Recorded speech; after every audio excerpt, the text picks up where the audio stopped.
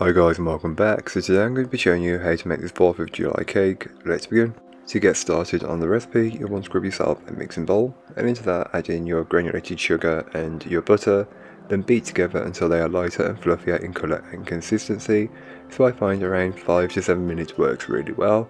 Once you've achieved that, you can then start to add in your eggs one at a time, beating well in between each addition, being careful to not add them too quickly as you may split or scramble the mixture. It will make the cake batter the consistency become quite liquidy and loose, but this is completely normal as you add the eggs in. And once all of the eggs have been incorporated, you can then go ahead and add in the vanilla extract and just mix this in until it's been fully incorporated. You can then go ahead and add in your dry ingredients, which is your flour followed by the buttermilk.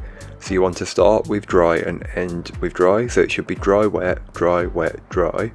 And once you've done that, you'll notice that your cake batter looks smooth and glossy. That's how it should be. I keep the mixer going as I add the ingredients, but this is up to you. I added my baking powder separately with the last addition of flour, as this just works best for me. Then gave the bowl a good scraping down, and this will just help to incorporate any bits that may not have been fully worked in from earlier on. So don't forget to get the top and the sides and the very bottom of the bowl. Then split the batter between three bowls and get equal amounts. Then colour one blue, one red, and leave the other plain, as we don't need to colour it, as the layers will be red, white and blue, which are perfect to celebrate the 250th anniversary of America. Once your cakes are baked and cooled and levelled out, you can go ahead and start to decorate the cake. So grab your plate, board or stand and place a blob of buttercream in the centre. Place your first layer of cake on. I went with blue, and then put a layer of buttercream on the top. Feel free to add jam if you wanted, but I didn't really want to for this cake. And then just stack the cake. So I went blue first, then white, and then red on top. So as you look at it, it should be red, white and blue. But you can do it in whichever order works best for you. And once you've got your cake stacked, you can then start to decorate it. Feel free to chill the cake first if you want, but I didn't need to. I was making this cake during the heat wave that the UK was having, so I had to keep putting my cake into the fridge, as otherwise it was just going to end up a gloopy mess. Pipe buttercream all around the outer edge. It doesn't need to be perfect, as when we're smoothing it, it will fill in those gaps, and any bits that are not perfect we can top up with some extra buttercream.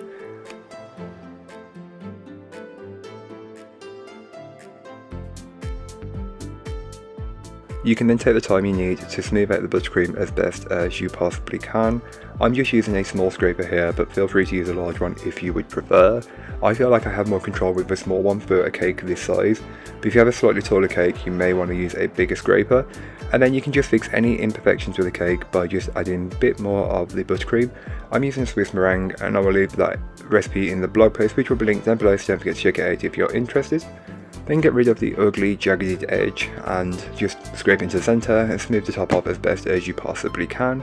Once you've done that, you can create a swirl on top. This is what I did just with my cranked palette knife.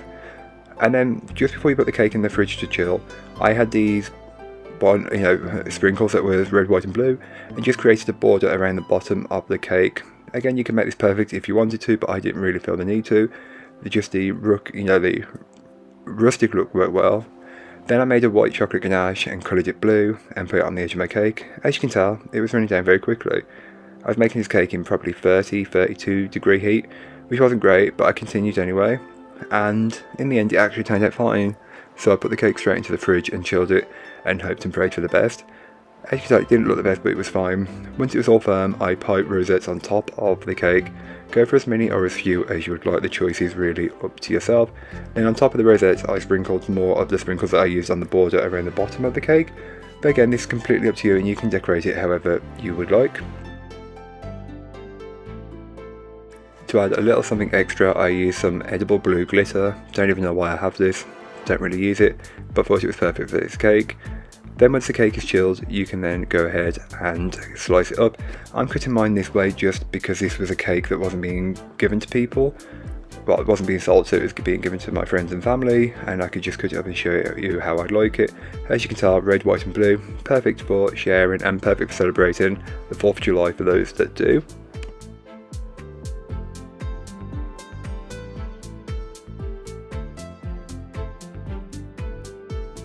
So thank you so much for watching, I hope you enjoyed. If you did, don't forget to like, comment and subscribe for more from me, and I'll be back again soon with another recipe, so join me then. In the meanwhile, don't forget to check out the description, there'll be a link to this recipe, a link to my blog and links to my social media. But that's all for today, I hope you enjoyed. Bye guys.